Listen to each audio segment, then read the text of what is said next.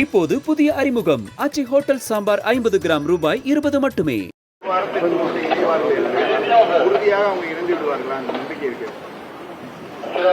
நான் ஒரு வாரத்தில் அவர்கள் இணைந்து விடுவார்கள் அப்படின்னு நான் சொல்லலை. ஒரு வாரத்தில் இன்னும் கூட்டணி கட்சிகள் வந்து சேரும் அப்படின்னு நான் சொல்லியிருந்தேன். நேற்று தான் நான் சொல்லியிருந்தேன். இன்னைக்கு ஒரு நாள் தான் ஆகிருக்கு. இன்னும் 7 நாள் இருக்கு. ஓபிஎஸ் அவர்கள் இன்று வந்து மீண்டும் வந்து அதிமுக ஒன்றிணையும் அப்படின்னு ஒரு கோரிக்கை அவர் புதுசாக மீண்டும் வந்து இல்லை, அது மதிப்புக்குரிய ஓபிஎஸ் அவர் ரொம்ப வெகு காலமாக அந்த கருத்தை சொல்லிக் கொண்டு வருகிறாங்க.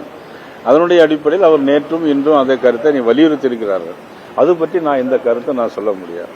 இப்போ என்னுடைய பாரதிய ஜனதா கட்சியில் ஏதாவது கருத்து சொல்ல வேண்டும் என்று சொன்னால் சொல்லலாம். அடுத்த கட்சியில் கருத்து சொல்வது என்பது அது சரியாக இருக்காது. நேற்று மகளிர் தின மாநாட்டில் கூட கனிமொழி அவர்கள் பேசும்பொழுது நீங்க டபுள் இன்ஜின் சொன்ன மக்கர் இன்ஜின் அப்படின்னு பேசியிருக்காங்க. மதிப்புக்குரிய சகோதரி கனிமொழி அவர்கள் மக்கர் இன்ஜின் சொல்லியிருக்காங்க. அவருடைய அண்ணன் தமிழ்நாட்டினுடைய முதலமைச்சர் மதிப்புக்குரிய ஸ்டாலின் அவர்கள் டப்பா இன்ஜின் அப்படின்னு சொல்லியிருக்கிறாங்க. ஆனால் இன்னைக்கு அவங்க கூட்டணியிலே மக்கர் ஆகிட்டு தான் இருக்குன்னு தான் நான் கேள்விப்படுறேன்.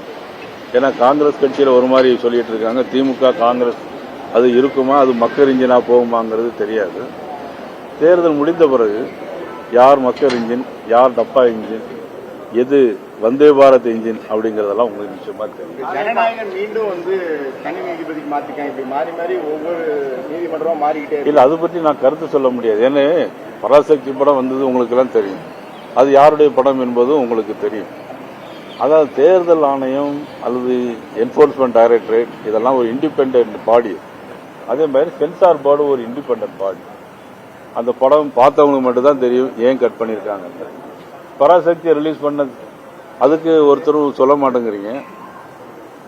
ஆனால் ஜனநாயகம் வந்திருக்குன்னா அதுக்கு மட்டும் ஒரு பெரிய விளம்பரத்தை தேடிட்டு இருக்கீங்க. எதுக்கு அப்படிங்கிறது எங்களுக்கு தெரியல. தமிழக வெற்றி கழகம் ஆட்சி அமைச்சா ஊழலத்திலே ஆட்சியை கொடுக்கணும். இது உங்களுக்கே சிரிப்பா தெரியலையா? சிரிச்சுக்கிட்டே கேட்குறீங்க.